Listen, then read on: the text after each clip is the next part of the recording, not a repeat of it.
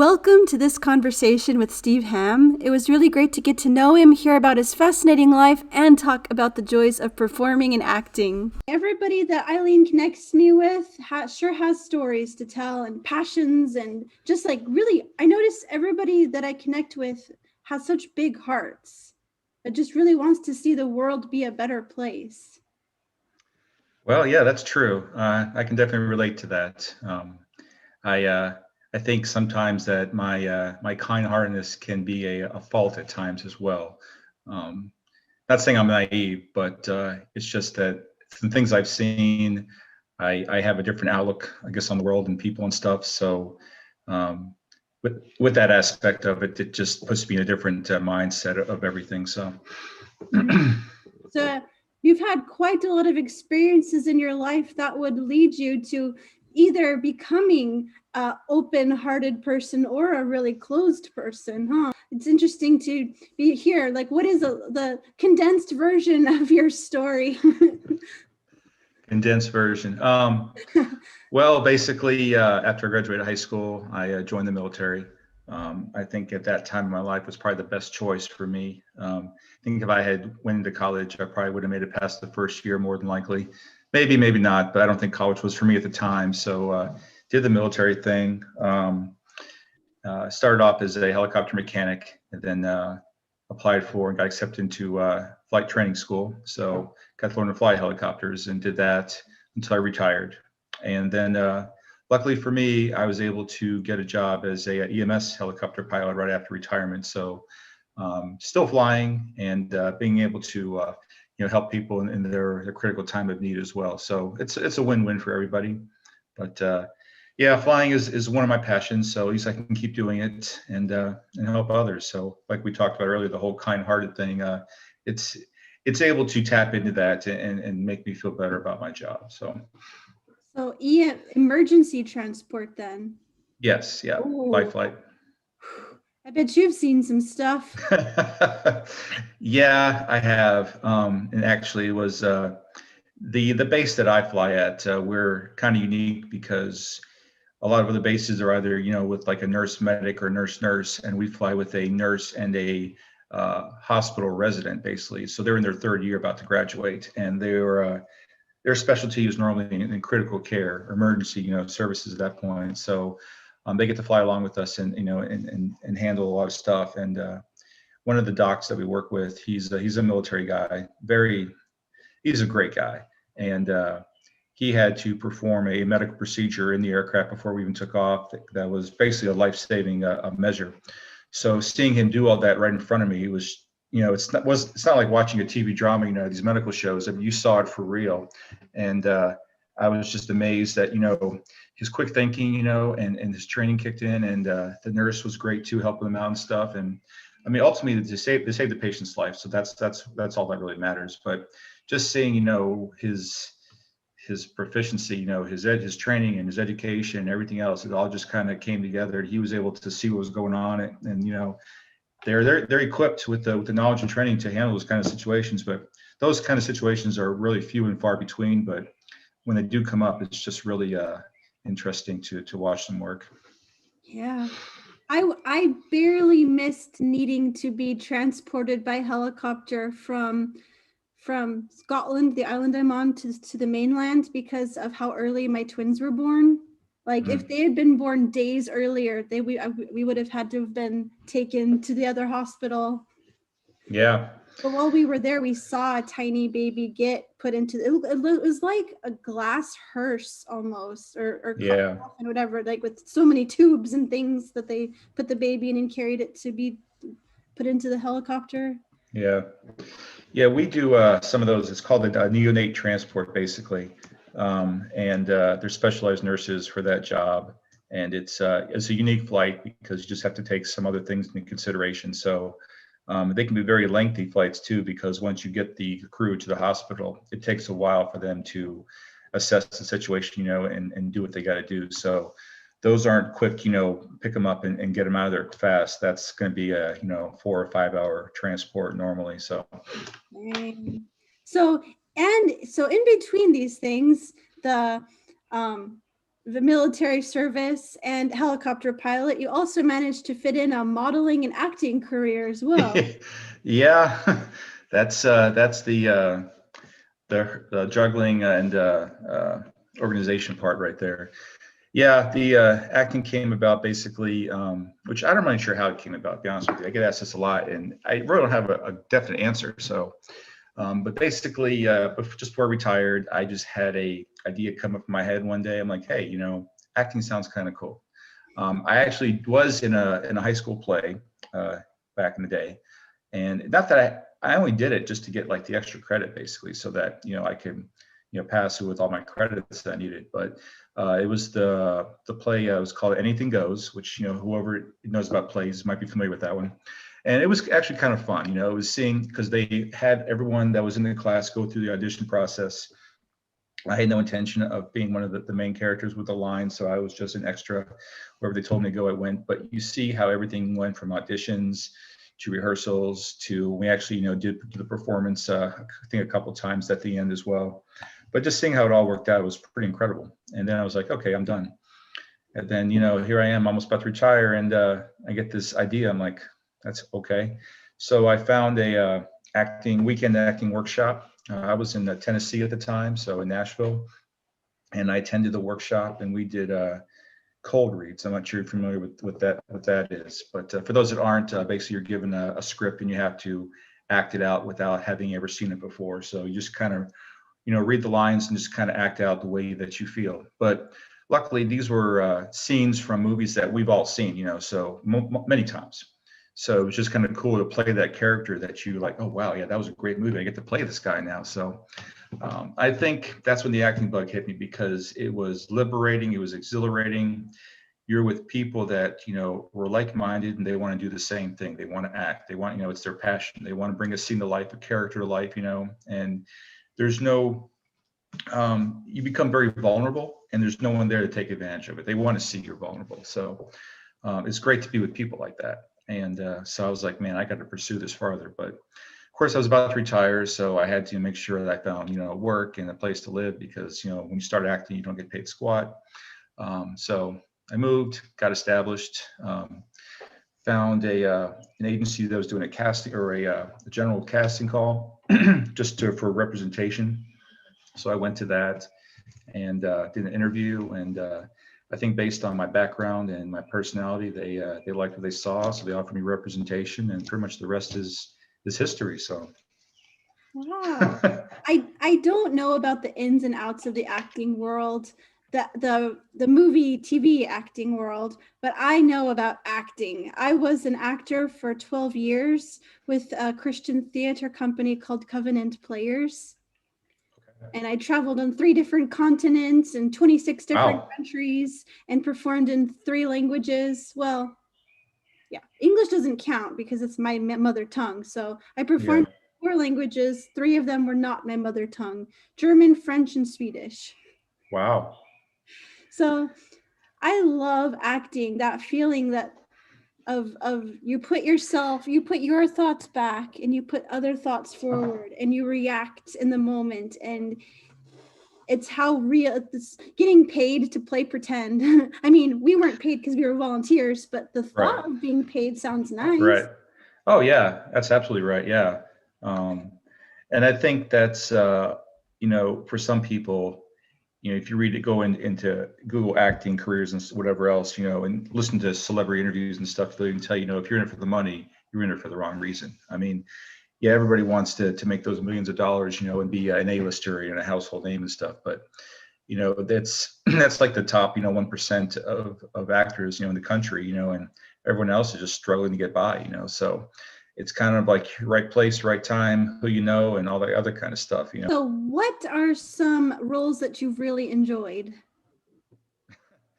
Well, I'd say the first one I enjoyed was my first speaking role, which all actors want to have those speaking roles. So I had the first time I did that, I got that basically off of a comment I made off of a friend's Facebook page. She posted about this project she was in. It was an indie project. I said, hey, congrats, well done, it's awesome, or something like that. And the director saw my comment. Well, they had lost one of their actors. He stopped showing up or whatever, so they needed to fill the role. And he felt that my look, I guess, is what kind of like, hey, you kind of had the look we might be looking for in this. So he contacted me directly, and asked me if I was interested. He sent me a copy of the script, and it was it's one of those scripts where it's dialogue that a guy is talking to a woman, and it's not very nice. I'll just put it that way. It was very demeaning, but that's the character that this person was. And so you're like, okay. And I think sometimes we may shy away from those kind of roles, whatever, but that kind of flexes your acting muscle per se. So can you pull this kind of role off? So I'm like, sure, why not? I'll do it. And so we did it, and it was shot in a park, with his camera, a portable mic, and just the actors. There was no big lighting, no big sets, no huge studios, whatever else, just 4 or 5 people. And we did our exchange of dialogue, and I could feel her and she could feel me, basically, and it worked out fine. And then he actually rented a local theater and showed it, and I could tell when the scene was coming up, and I was sitting in my seat. I was getting nervous. I'm like, oh my God. So here I'm about to see myself on the big screen for the first time ever, and it was, I don't know, I guess, I don't know if excitement is the right word. I really can't describe what I was feeling. It was just like, wow, just seeing yourself do that performance. And I was like, wow, this is it, So I think, yeah, my first speaking role in the movie was definitely great. The second one was I had submitted myself for a background role for a Bruce Willis project. They were looking for cops, detectives, EMS workers type deal. So I was like, well, I can fit a cop detective role. So I submitted myself for a detective role, and they said, yeah, you got the look. So yeah, go ahead and submit, or go ahead and come in, and we'll go from there. So I went in. It was shooting in Cleveland. And the project was called Acts of Violence. So I went in and, did all the necessary wardrobe stuff, brought my own stuff in. They said, yeah, you look fine. You don't have to worry about, changing, and then fill out all your paperwork and stuff. And then they drive you to the set and everything. And, of course, it's gonna be a nighttime shoot. Well, late afternoon, evening shoot, essentially. So I get there, and they take me and this other girl who's another detective, supposedly. And one of the set assistants says, okay, just stand here, and here's a couple notepads, and just pretend like you're taking notes about what's going on. I'm like, okay, I can do that.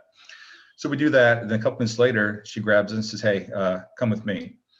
So long story short is that the director decided to change the script a little bit, and decided that he wanted 2 detectives to escort the main characters out of this house where a shootout just happened. So I was able to kind of escort out, I'm not sure if you know the actor Cole Hauser, familiar with him or not? Okay. He's been in a bunch of different movies. He's like a very tall, or like a kind of a Western type of dude, essentially. But I got to escort him out of the house, and and the cool thing is that, you're coming out, and there's 2 cameras at the bottom of the stairs as you're coming out, and I guess one's on me and the other one, or on us.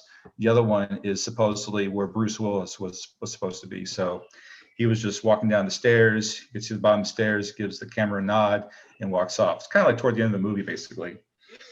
And it's just knowing that you're up there with these, celebrities, basically some of the lead characters, and you're like, oh wow, and this is how the whole thing goes. We shot it like 10 times, so you just get an idea of what it's like being on a real studio movie set, and that was kind of cool. And everything else is just, it's indie stuff, which is fine, and I think the more indie stuff you do, the more experience you get. Essentially, you really kind of got to be in LA or New York to really to be with those. And it just, for me, that's just not going to work out right now. I mean, I don't mind traveling there, but living there for months and months at a time, yeah, I can't do that right now. So I remember those days of rehearsing, like just doing the same thing a bunch of times, and then the directors constantly saying, okay, now do it a little bit more like this, and add this into your character. Like that was something that I was really, really lucky about in this organization. I got amazing roles. We all got amazing roles regularly. There weren't so many of us, like the organization had been declining in numbers, which turned out to be for the best when, COVID hit. It would have been terrible to have hundreds of displaced actors all over the world. Sure. Oh yeah, that's So for sure. I see a good plan that we just didn't know about in effect there.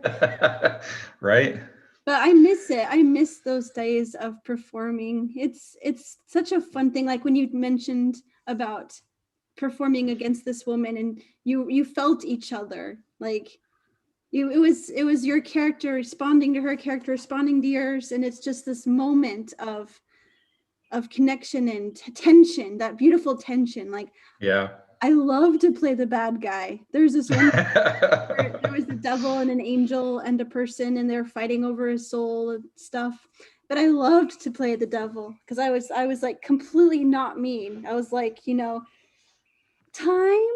What's time? And just being seductive Yeah. and catty and all these things that I'm not. And like, Right. doing the evil laughs and like just having fun and letting go. It's such a cool feeling. So what would be like your dream role that you would love Yeah. what would you love God. to perform I've as much as I'm a horror fan, I, it's equally I have as much love for like mystery thrillers, basically, like government conspiracy type stuff like that. So I'm a big fan of like the Jack Ryan series. So I guess if I could play like a Jack Ryan role, where you're some kind of government agent, and you're trying to solve some kind of high level government mystery or whatever, and you never know who to trust and this and that, but you've got, skills, you've got, either like hand-to-hand combat skills, you got shooting skills over else. So almost like James Bond, but not to that high drama level type deal, what you were saying about the role of someone, who's evil, basically, that kind of role is almost like ideal for an actor because you're not confined to a box, basically. You can go on as many tangents as you want to because evil has no boundaries, basically. They can do what they want, and just to be able to tap into whatever you have for that would be just incredible. You can be like the charismatic killer, the charismatic, whatever, and people would just love to hate you. It's just because if you can just really tap into that inner evilness that we as human beings, we have that. You just got to tap into it and just let it out, knowing that it's make believe, basically, obviously, but that would be cool. Yeah. when I performed this role with this one young lady, she was like, your eyes, like when you're doing this, your eyes just look like black, like hell. And I'm like, Yeah. There's just some actors out there that just when you see them perform, it's just like you're just captivated. It's like, wow, I want more, and if you can be the one of those kind of actors, then you've got it made, basically. yeah. But that whole thing of you talking about people, oh yeah, you've got the right look. Okay, follow us. Like the pressure of women in the industry, like they would like look at me and say, you're fat, next, like Yeah. even though I'm not like obese or anything, I'm just a 34-year-old mom, twin mom, like got extra stuff. So I just Yeah. can't imagine just being just that it's such a focus on your look. Yeah. Yeah, that's the tough part of the business is getting past that initial, do you have the look for the role they want? So, and I think as you get older, though, your competition pool definitely, gets smaller. I mean, I'm almost 50, so I'm just competing against other 50-year-olds, for other like dad roles or husband roles or what things like that, which is fine, but I can play almost anything. I can play a cop, detective, a priest, or whatever, But yeah, so I don't have as much of a challenge with that, but I still got to keep my, my talent and training up though to be competitive. So, and I've learned that kind of the hard way because you submit your own auditions with what you think is supposed to be a good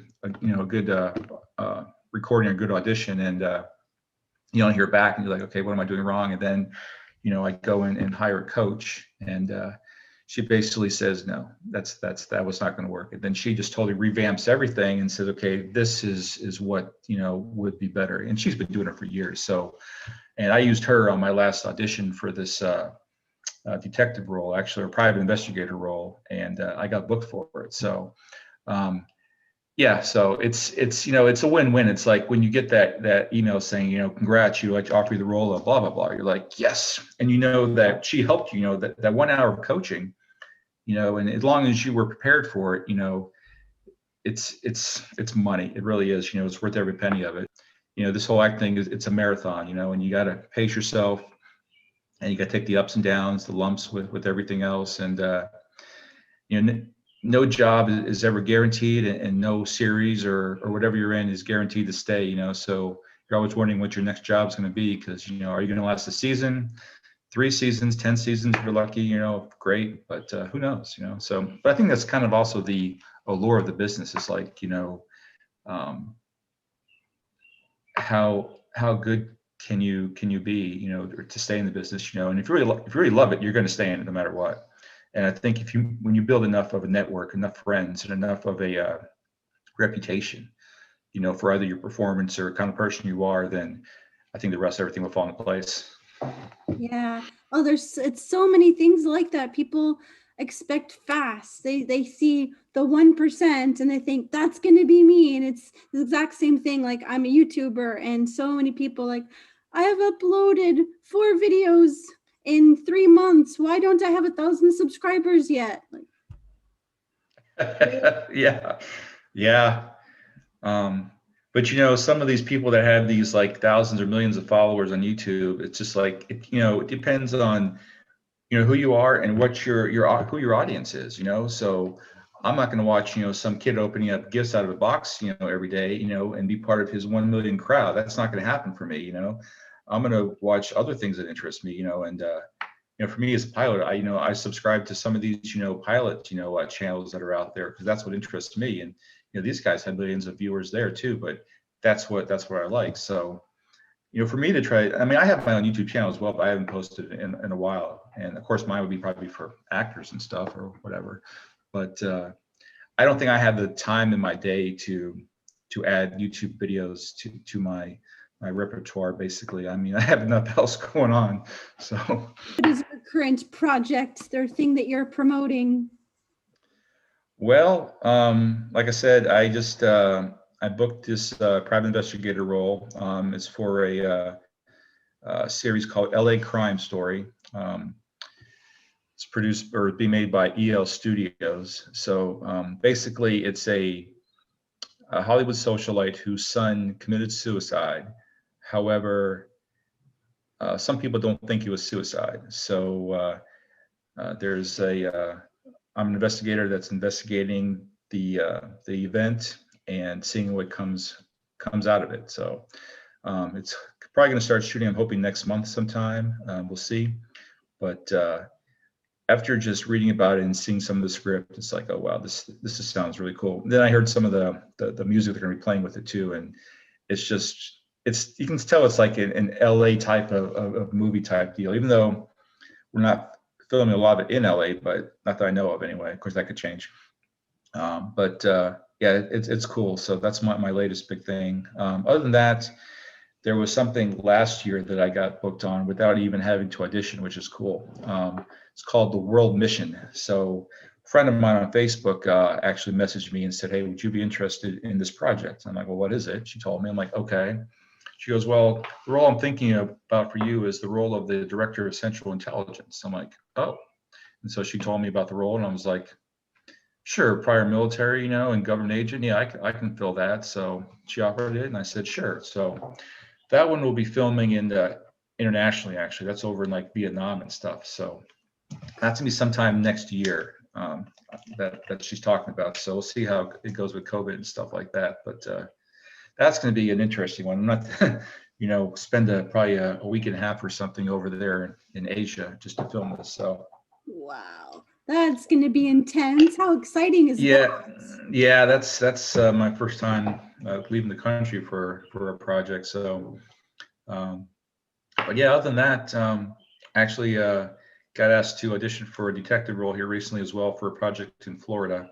So I'm going to be working on that today a little bit and hopefully submit that tomorrow, and we'll see how that turns out. I think that's going to be for like some kind of a indie TV series, though, if I read it correctly. So, there's always stuff out there. I think that since COVID is kind of over the hump a little bit per se, I think that not only, is the Hollywood studios, but other projects are going to start, they're going to start flourishing more. So That's exciting. So, something that I really want to ask people about is just what are you passionate about? How do you want to make the world better? well, I think just keeping your eyes open, being open-minded about everything in life. My experiences overseas, working over in Iraq and Afghanistan, you got to see, how third world countries live and what their people do, and and it's not like they're all out to get us. It's the terrorists in those countries that are making things worse. But I think if we just have an open mind about people and cultures, even our own country, with everyone. Kind of just let the hatred go, and just see people for who they are, and give people a chance. And I think one act of kindness, a day, is great for self-fulfillment, if not more. But I think if you do something kind for someone, maybe you'll see that and want to do something kind for someone else, perhaps, and it could be a chain reaction. So There's that big old debate, I guess, of the inherent goodness or the inherent evil of people. That's like there's really bad people making really bad decisions, but not to paint everyone with that big broad brush. no, that's the thing too. And unfortunately, the ones that are really bad are getting the most of the prominent airtime, or they're getting all the 15 minutes of fame and stuff like that. So that's what the news reports, unfortunately. So I've really stopped watching the news a lot if I can help it, because it's all just bad and negative stuff. And it's just I just try to focus on my own thing, and try to promote positivity as much as I can. And if I can just reach out to one person on that, that's great. That's because maybe that'll reach out to more. I don't know, but Yeah. all I can do is focus on what I'm doing, and live my life. So Yeah. which I had a question for you though, because I was reading about you a little bit, and so how does a girl from you? I got to know about my interviewers, So how does a girl from Utah move to Sweden? Well, I met my Swede in Germany, where we were actors there, where we were Okay. at that theater company. Gotcha. Yeah, I came over to Europe That's for my 21st birthday. Oh wow. I was in Germany twice. So beautiful country. The first time wasn't bad. I was a young guy, but then the second time I came back, obviously a little older. I was a pilot. Then of course 9/11 kicked off, and that kind of changed things forever, essentially. And then Germany became more of a staging area to go over to, the Southwest Asia area. So, we didn't get to really experience too much of the nice countryside and all that Germany has to offer. So, but Sweden would be a nice place to visit. I think it's just like New Zealand. I wouldn't mind going there sometime either. Yeah, go to Hobbiton. So how do you like it in Sweden? It's nice. I love it. And Yeah. Gotland feels like a place that's kind of lost in time. Like it feels like nothing bad could ever happen here. Like when we lived closer, more on the southern part of the island with Morton's parents, we didn't even bother to lock the doors. It's like, it's fine. Yeah. Nice. There's no more than 2 lanes of traffic on this entire island. Yeah. Wow. Kids run around at the park, and you don't worry about them. It's like it's the hard thing about living in Sweden though is the pretty much 9 months of darkness. Oh, It's really? not completely dark, not like Alaska, no sunlight at all or whatever, but it's depressing for it to start being dark at 3 in the afternoon and oh. Well, you take the good with the bad. So May through August, paradise. The rest of the year. Yeah, well, in Ohio, it's kind of like, I think October through March, or and then you wait for April, and then you're hoping things get better. And we're supposed to be in the 70s next week, thank God. So it's so strange to think that people actually are reading about me, like, okay, why? Well, I kind of find it the same way sometimes, actually. It's just, now that, now that, I'm working with Jimmy and Eileen, it's just, your name, my name's getting out there more. So more and more people are probably researching me, but not that I know who that could be, but it's, you gotta, in this industry, I think you got to, if things are plateauing out, you got to figure out, okay, what do you got to change to start going up again? And obviously promoting yourself, is ideal. You got to do that. And, self promotion can only go so far, with whatever network that you come up with. So luckily, I did find them, and the network has expanded a lot. But there's an article that came out yesterday that Jimmy shared with me, and it was in an influencer magazine. And I was like, what? I never really considered myself an influencer, but I get asked, by other people sometimes, what's your, best advice for others or up and coming actors and stuff like that. It's be genuine, be yourself, keep training, keep at it, and don't focus on short-term goals. Focus on long-term. I mean, if you really like this business, which is what it is, really a business, figure out a plan for yourself and go with it. But this is one of those businesses, though, where you, in my opinion, you really can't say, well, in 5 years I want to be here, in 10 years I want to be here, because there's no guarantees. So I can't say that in 5 years I'm going to be on a episodic series, or I'm going to be in this or be in that, because you just don't know. Accept rejection, like everyone else, because it's a 99% rejection rate. So, but don't take offense to it, because there's nothing you can do about that. There's so many factors involved in an audition. It's crazy, and you know that. You don't have no control over that. So, but I think I saw a video from Bryan Cranston one time. He was in a library. He had just won an award or something, and they asked him this question about auditioning. And his advice was, you have an audition, you walk into the room with as much confidence as you can. You own that room for, however much time you need. You showcase your performance. And then once you leave, you forget about it. Don't even worry about it. He's like, if you go in there with the idea that I got to book this job, you're killing yourself, because you don't know what they're looking for. They may not know what they're looking for. So make a bold decision, give your performance, and walk out. And he said once he took that pressure off himself, he was able to become more vulnerable and give performances that meant a lot to him, or that were believable. And he started booking stuff. And now look at him. I mean, the guy's famous now. After a series and Breaking Bad and all that kind of stuff. So I took what he said to heart, and you just got to get that pressure off of you that you've got to book this. You got to book this. I mean, even deep down, you want to book it, but don't think about that. Think about the performance and just be in that moment. So yeah. I feel like so much of these things, they really fit for everything. Every kind of goal or dream that a person could have. It's like, be teachable. Don't let your ego get in the way. Just give it your all. Yeah, and that is so true. Show up, for the love of monkeys. Just like that role that you got, because the guy didn't show up. And I think the other thing that I can say I've learned in this business is, at first you're always worried about what other people think about you. Are they going to like me? And you're worried about how to make people like you. Especially casting directors, because you feel that they have all this power. And in a way they kind of do, but in a way it's like they want you to be that person that's going to make their job easier. They want you to come in there, blow them out of the water, and say, oh yeah, that's the guy we need right there. It makes their job easier. I just know how I'm going to be on a movie set, what you can expect from me. And, I'm not going to gloat about it, but I'm just going to go there and do what I do. And that's it, and of course you're going to have some fun at the same time. You have to have fun. So, this project that I'm in now, this LA Crime Story, I'm looking forward to being a part of this, because I've seen some of the set locations they take pictures of, and some of the people involved, and I'm just really looking forward to being a part of this one here, because it just sounds really cool. Having the theater experience I have, I know you have to trust the people you're going out on stage with. There is what we were always told, you have to sin boldly.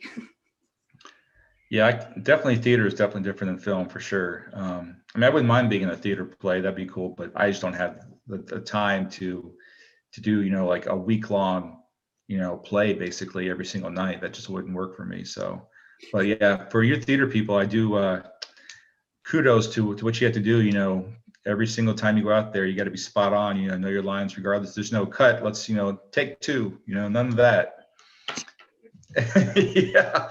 Oh man. Yeah. Oh, there was one time when we were doing a play and it was in German, and there was myself, an American, another American young lady, and a German guy. And one of our pivotal props wasn't on the stage, a phone that was supposed to ring. So she was like trying to improv in German and saying, I think I can hear a phone ringing. And I was like looking through pockets, trying to find a phone because I couldn't find the prop phone. So I had to grab somebody's cell phone and digging through and passing it over to her. When I'm not acting or doing my day job, I'm either try to do some golfing, which that's a try. That's really what that is. I love to watch movies, though. I love to see great other artists, with their performances and stuff, and watch that. Watching TV shows, and just seeing what's out there and stuff, and watching great performers with that. I also do audiobook narration too, though. I'm not sure if I guess I didn't mention that before. Yeah, so I dabbled into voiceover / audiobook narration. And actually finished my first one not long ago, called The Seasons of Sam Rock. The author's by Ann Wilmer Lasky, and it's basically a detective in Hollywood, 1940s or 50s, I think, and he's hired by a woman to find her brother. And in the course of finding this brother, he has to deal with the Hollywood underworld and some unsavory people. But it's written in a way that it's not really bad, but it's just so enticing. It's like when I read it, I was grabbed by it. I'm like, wow, this is really interesting. And she made you feel what it's like to live in the 40s and 50s. It was such more simpler back then. But I did finish that up, and it's officially published on Audible, Amazon, and iTunes. So I guess a pat on the back for that one. That was a huge accomplishment for me. And so now I'm working on a second book for her called Black Oak. It's a Western with a supernatural undertone to it. So working on that. Yeah. So I got my feet or hands in a bunch of different little things going on, and I just think it's cool. I mean, you can work from home basically on that. And the hardest part is the editing process. You kind of become a amateur sound engineer per se, sound editor, which is tough, really is. So yeah, that's what I have going on for me. So I think I have enough for now. Yeah, you've got a full plate. I do, yeah. Not to mention, I did last year as well with COVID coming around. I did actually earn my real estate agent license too. So I haven't sold any homes, but I do have the license for it. So I guess if that's just one of those things I can fall back on if need be. I can sell homes for a living if I wanted to. My day job is like a week on, week off. So I'm on my week off right now. So I got 7 days to pretty much do whatever I want. And, you have to keep a schedule, routine going, or you're just really not going to get anything accomplished. So I follow a routine every morning that I can. And it serves me well. You just got to focus, and just keep your priorities straight. And that's about it. So I think that's enabled me to keep doing what I'm doing, basically. I guess I'll close this out with this. There was a YouTube video I watched. It's from this Navy admiral, and he was addressing a graduating class of Navy officers. And he used to be a Navy SEAL. And the title of the video is called "Make Your Bed in the Morning" or something like that. And his thing was, if you wake up in the morning, you make your bed. That small accomplishment may lead you to say, well, let me do something else. Then you're going to go brush your teeth. Make some breakfast, do this, do that. So it's all these small things. He's like, and if you do nothing else, if you at least make your bed, if you've had a bad day, when you come home to a made bed. And what's better than that, But he said, his other thing is that if you can't handle the small little tasks in life, what makes you think you're going to handle the big tasks? And it's like a lengthy 5-7 minute video, but all the stuff he mentions is just, all the character traits that, that the Navy SEALs look for, in their perspective, of people. But it's so true. It's a mindset, and you just got to push through with it, keep things disciplined, and the rest should fall into place. Yeah. So, yeah. The way that I end my conversations is I give hugs. Okay. Digital hugs. Appreciate that. Yeah, everyone can use a hug. Definitely. Yeah. So thank you so much for your time, and yeah, it's great to chat. Yeah, no, you're most welcome. I appreciate you having me on. Yeah, my official website is www.stevehamm.org, I'll put and it. the site just takes you to all my other social media links and all the pictures, behind the scene type stuff, and whatever else. So it's kind of a one-stop shop. So yeah. Great. I'll be sure to include that link down below. I appreciate that. Thanks so much for watching. If you haven't already, please hit that like button. And maybe you'd like to watch this conversation over here with my friend who is a professional voice actor. That was a very fun chat. Or maybe you'd like to watch this vlog of really wonderful, happy Gotland summer memories and get to know me a little better. I love that.